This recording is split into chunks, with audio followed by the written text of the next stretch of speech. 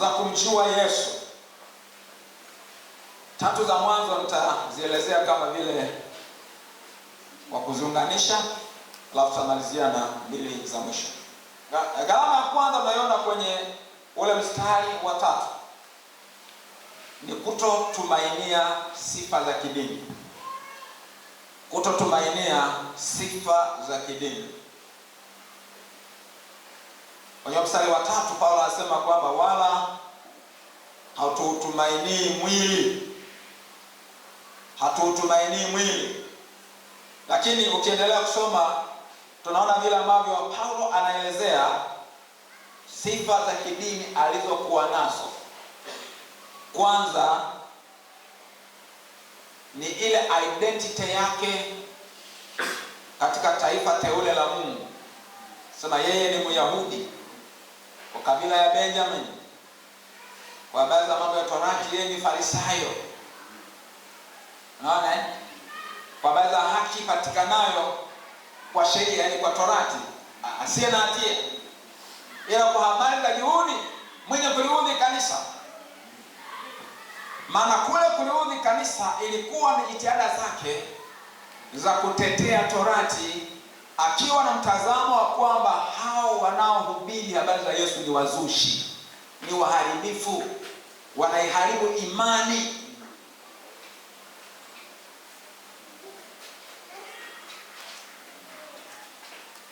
Sasa Paulo anasema kwamba sifa hizo yeye hazitumaini. Kwa hiyo sijui unaweza kutaja sifa gani? Mimi labda naweza nikataja sifa kadhaa alafu nikawa nimewazidi wengi hapa. Mimi ni mtieji, unaona? Sasa utieji wangu unaanzia kwa baba. Sio hapo nikawa wazidi wengi hapa sasa. Unaanzia kwa nani? Kwa baba. Baba yangu alikuwa mtieji. Baba yangu alikuwa mchungaji wa miaka mingi, tena mwenye heshima, aliyeshika nafasi mbalimbali hata za uongozi. Kwa mimi ni mtoto wa mchungaji. Unaona?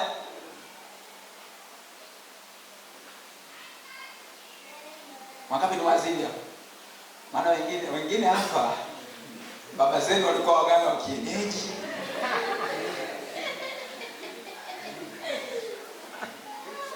Jamani, kweli sio kweli? Wengine wazazi wenu walikuwa wapagani wasiomjua kabisa Mungu. Ukachomoka wewe. Wewe peke yako ndio kaasi dini. Ukaasi dini zile za miungu ya familia. Wengine mlikuwa mna hata vijijini madhabahu zile za miungu. Yes, yani zipo wengine nyumbani kuna madhabahu, kuna kijumba fulani vimejengwa hivyo miungu yao, miungu ya familia. Jamani, sasa kama ndio tunajivunia dini jamani, mimi na ninyi wengine, sio wote lakini. Na ninyi baadhi yenu mnaonisikiliza, unafikiri nani ambaye angalau anaweza akawa kidogo yuko juu juu? Wewe. Sasa Paulo anasema yeye kama ingekuwa ni kujivunia mambo ya dini, yeye alikuwa ni Mwebrania, kwa maana kwamba ni Myahudi, Mwebrania wa Waebrania wa kabila ya Benjamin. Si unajua Benjamin kwenye kabila hilo wanawe kutoka mfalme Sauli alitokea kabila ya Benjamin. Farisayo ni mtu ambaye alikuwa amejifunza Torati, anaweza kuinukuu Torati kwa kichwa. Yani kwa leo hii Paulo angesema kwamba mimi nilikuwa mwanatheolojia mbobevu. Ile Old Testament theology alikuwa ni mbobevu. Lakini anasema kwamba hayo yote hakuona tena kwamba ni mambo ya maana, hakuona kama ni yenye kumsaidia. Alihesabu kwamba ni hasara, akahesabu kwamba ni mali kwa ajili ya uzuri ulio katika Kristo Yesu. Ndugu zangu wapendwa, ni vema tuambiane ukweli.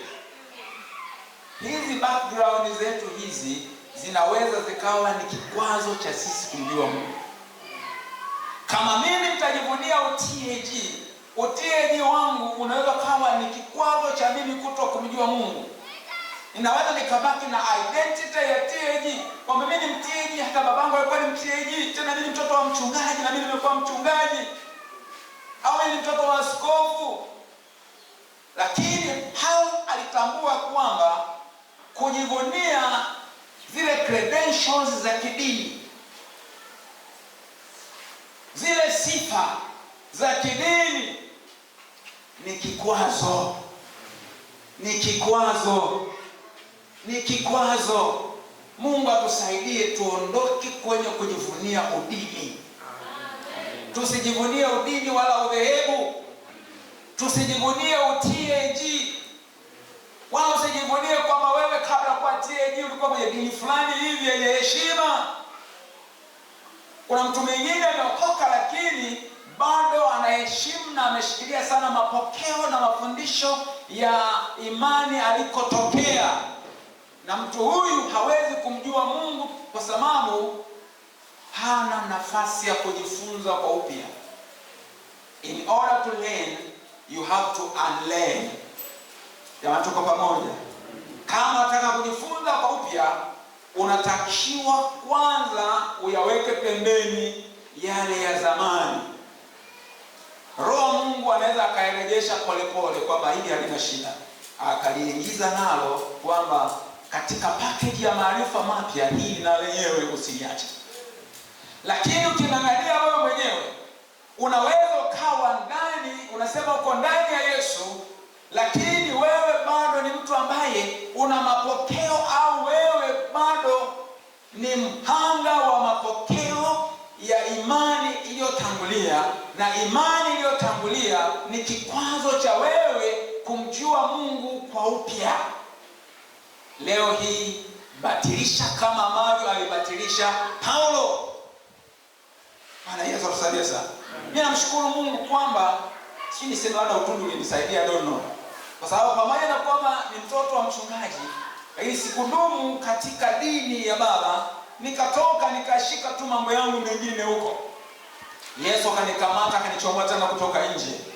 Kwa hiyo nilipoanza maisha ya wokovu tarehe 1 mwezi wa kwanza mwaka 1989, sikuwa na identity ya mtoto wa mchungaji wala identity ya kwamba mimi ni Assemblies, lakini ilikuwa ni mtu tu ambaye ni mwenye dhambi niliyeokoka. Nikakaa chini ya walimu nikajifunza kwa upya, nikajazwa Roho Mtakatifu kwa upya, nikaanza kujifunza neno la Mungu, nikaanza kukuliwa wokovu, na kwa neema ya Mungu nimekuwa hivi nilivyo, si kwa sababu ya kwamba mimi ni mtoto wa mchungaji.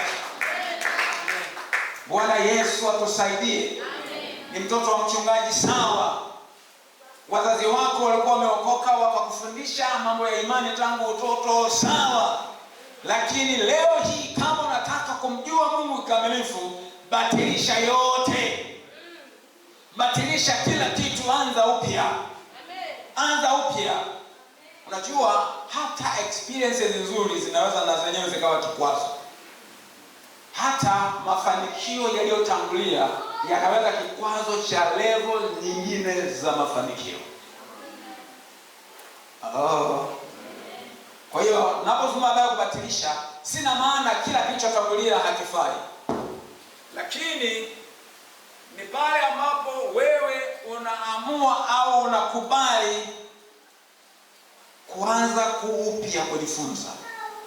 Ni pale ambapo unaondokana na utumwa wa maarifa yaliyotangulia, utumwa wa mazoea yaliyotangulia, utumwa wa utamaduni uliotangulia, na kusema Mungu, nipo tayari kujifunza kwa upya. Nipo tayari kujifunza kwa upya. Nipo tayari kutembea na wewe kwa upya. Nipo tayari kwa upya. Amen. Bwana Yesu atusaidie sana. Sasa hilo ni jambo la kwanza, na hilo ni jambo la msingi sana.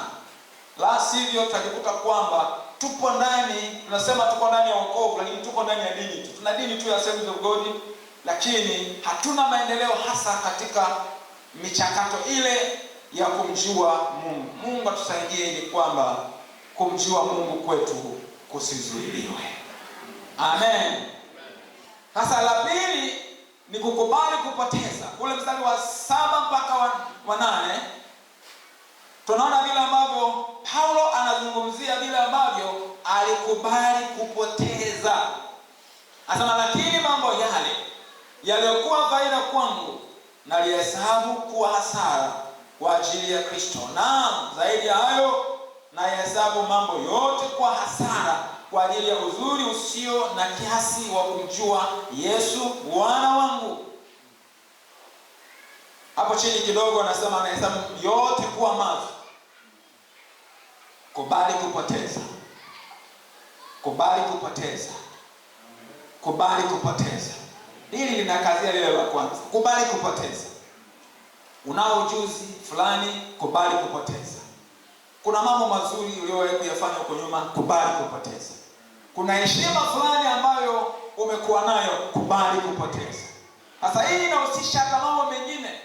Unaweza kawa na elimu yako, unaweza kawa una cheo, unaweza kawa ni mtu mwenye heshima, ni mtu unayetambuliwa, ni mtu una mali, ni mtu ambaye uko kuna viwango fulani hivi vya kibinadamu, uko vizuri. Kubali kupoteza. Kubali kupoteza. Amen. Sasa ukikubali, Mungu ni kama vile atatikisa, atachekecha na ataona kipi kinafaa, kipi hakifai. Unampa nafasi Mungu mwenyewe apime. Kila kinachokuhusu kiingizwe kwenye standards za Mungu, kwenye vipimo vya Mungu. Kubali kupoteza. Kuna wakati ili umjue Mungu lazima ukubali kupoteza heshima yako. Kuna wakati ili uweze kumjua Mungu unalazimika kukubali kupoteza heshima kwamba wewe ni mtu tajiri, wewe ni mtu mwenye mali. Kubali kupoteza. Na Bwana tusaidie. Lakini namba 3 ni kuwa na haki ipatikanayo kwa imani. Unaweza kadhani ya kwamba jitihada zako zile za kidini, matendo yale ya kidini ndio ambayo yatakufanya wewe uwe na haki mbele za Mungu. Lakini Paulo anasema kwamba yeye hakutumainia kule kuhesabiwa haki kwa matendo ya sheria. Maana kama ingekuwa mtu anahesabiwa haki kwa matendo ya sheria, anasema yeye hakuwa na hatia. Ni mtu ambaye alikuwa makini sana kuhakikisha kwamba anatekeleza yote yaliyoagizwa katika Torati. Lakini anasema hatumaini haki ipatikanayo kwa matendo ya sheria, bali ni ile itokayo kwa Mungu inayopatikana kwa imani. Sasa haki hii tunaipata kwa imani, lakini tunaitunza kwa imani pia. Unatakiwa uendelee kuishi maisha ya imani kama ambavyo nimenukuu Waebrania 10:38 kwamba mwenye haki wangu ataishi kwa imani, naye asitasita, roho yangu haina furaha naye. Ndivyo Mungu alivyosema kwamba roho ya Mungu inakuwa haina furaha na mtu anayeishi maisha ya kusitasita. Kwa hiyo kuitunza haki ya Mungu kunahusisha wewe kuendelea kuishi kwa imani. Maisha yako yote ishi kwa imani, ishi kwa kumtegemea Mungu. Amen. Lakini namba 4 ni kuwa radhi kushiriki mateso yake Yesu. Halafu ikibidi hata kifo. Kwenye ule mstari wa 10 Paulo anasemaje pale? Ule mstari wa 10 anasema, ili nimjue yeye na uwezo wa kufufuka kwake na ushirika wa mateso yake, nikifananishwa na kufa kwake. Na ushirika wa mateso yake. Na ushirika wa mateso yake. Mahali pengine anasema kwamba tumeitwa si kumwamini tu, lakini tumeitwa pia kuteswa kwa ajili yake au kuteswa pamoja naye.